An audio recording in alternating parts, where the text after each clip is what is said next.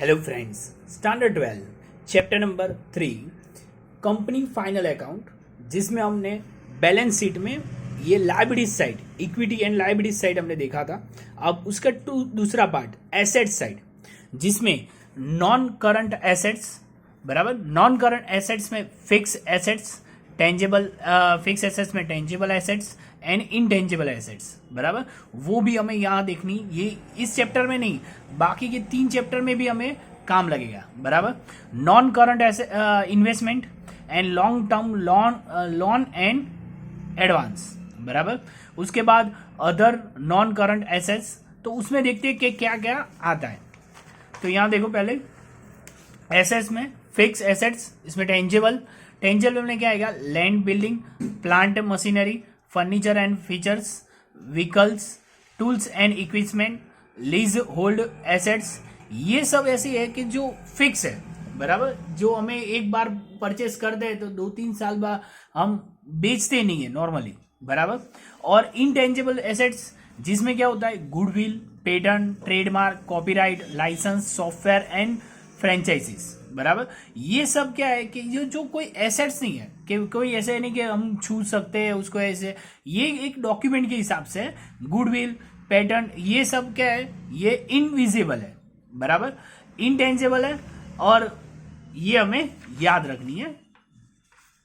उसके बाद non current investment, जिसमें provident fund investment, debenture, redeemable fund investment, share of the subsidiary company, share and debenture of other company, जिसमें 12 month, मोर than 12 month से ज्यादा जो हमने पैसे लिए है बराबर, पैसे दिए किसी को, तो वो क्या होगा? 12 मंथ के लिए, 12 मंथ से ज्यादा। Fix deposit with the bank for more than 12 month, government security for more than 12 month.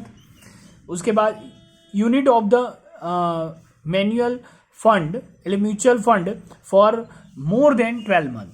ये सब 12 मंथ से ज्यादा हो तो नॉन करंट इन्वेस्टमेंट हुआ बराबर, नॉन करंट इन्वेस्टमेंट। और 12 मंथ से कम हो तो करंट इन्वेस्टमेंट में आ जाएगा बराबर। तो इसमें क्या होगा पहले? उसके बाद long term loan and advance बराबर। लॉन्ग टर्म लोन है या तो एडवांस में पैसे दिए, तो उसके लिए क्या होगा? Loan to the employee for more than 12 months बराबर। एम्प्लॉय को हमने पैसे दिए हैं तो उसके लिए क्या आएगा? ये लॉन्ग टर्म है तो उसके लिए लॉन्ग टर्म लोन में आएगा। कस्टम डिपॉजिट बराबर, डिपॉजिट हमने पेड किया है तो उसके लिए आएगा। टेलीफोन डिपॉजिट, एडवांस में डिपॉजिट पेड किए, वो आएगा।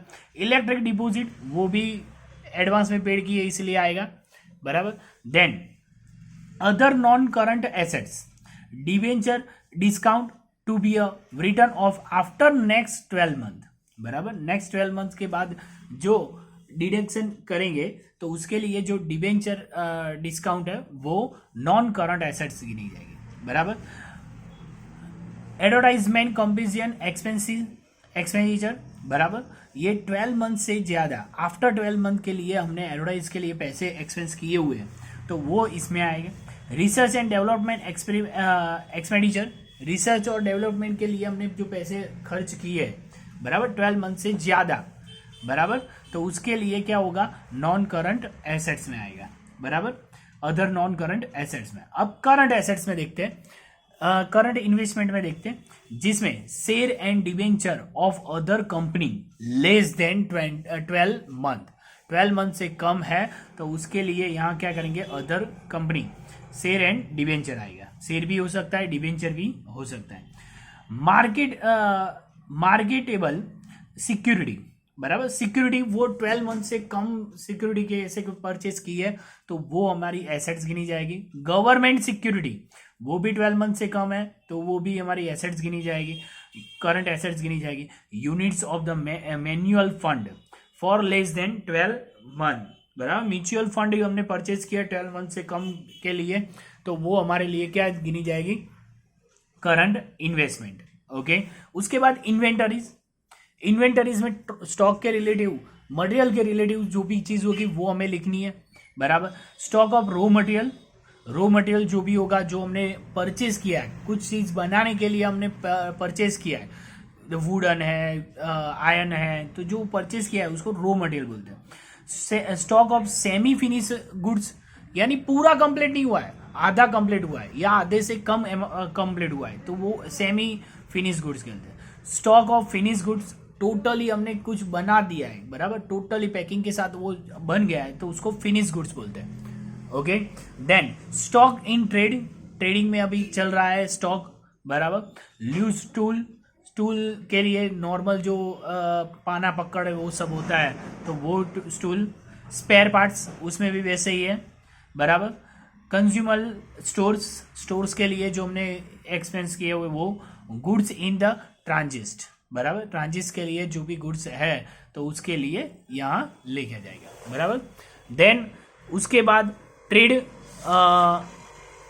रिसीवेबल, यहाँ देखो ये करंट एसेट्स में यहाँ ट्रेड रिसीवेबल, बराबर। करंट इन्वेस्टमेंट इन्वेंटरीज देखिए, अब ट्रेड रिसीवेबल, उसके बाद cash and cash equipment, short term loan and advance and other current assets, जिसमें हम देखेंगे ट्रेड रिसीवेबल, जिसमें डेप्टर्स एंड बिल्स रिसीवेबल, बराबर, ये दोनों यहाँ आएंगे। ट्रेड पेबल होगा तो वो उसमें जाएगा लायबिलिटीज में, और यहाँ रिसीवेबल आएगा। Cash and cash equipment, cash on hand, bank balance और cheque and draft on hand, बराबर। जो हमारे पास चेक और ड्राफ्ट है तो वो भी हमारी क्या गिनी जाएगी, कैश गिनी जाएगी, बराबर। Short term and loan, short term loan and advance, बराबर। Loan advance for the less than 12 month, 12 month से कम है तो वो शॉर्ट टर्म लोन गिनी जाएगी। एडवांस टू द सप्लायर, बराबर, सप्लाई को 12 मंथ के लिए कम के लिए हमने एडवांस दिए तो वो इसमें लिखा जाएगा। Other current assets, prepaid expenses, income due but not received, बराबर, इनकम जो भी है वो भी रिसीव मिली नहीं है, बराबर, फ्यूचर में मिलने वाली है, बराबर, तो वो यहाँ लिखेंगे। Advertisement competition expenditure to be written off the during the next 12 month, बराबर, 12 मंथ से ज़्यादा कम है तो उसके लिए जो एडवर्टाइज के लिए एक्सपेंस किया हुआ है वो लिखेंगे। Debenture discount to be written off the during the next 12 month, बराबर, नेक्स्ट 12 मंथ इसके आगे के ईयर के लिए हमें डिवेंचर डिस्काउंट दिए हुए वो लिखेंगे। Research and development expenditure to be written off the during, बराबर, research and development current year के लिए जो भी एक्सपेंस किया है वो लिखेंगे। उसके बाद नेक्स्ट 12 मंथ के लिए, बराबर, जो भी एडवांस में हमने पैसे दिए वो हमें यहाँ लिखेंगे, बराबर। सेम वैसे ये कंप्लीट, आपको सिर्फ ये अंदर वाली अमाउंट तो सिर्फ याद रखने के लिए 2 से 3 बार पढ़ना है, बराबर।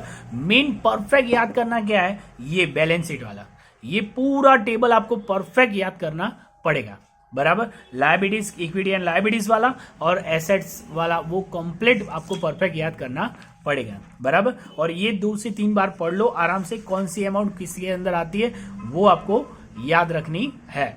नेक्स्ट लेक्चर में हम क्या देखेंगे, प्रॉफिट एंड लॉस अकाउंट का देखेंगे, बराबर।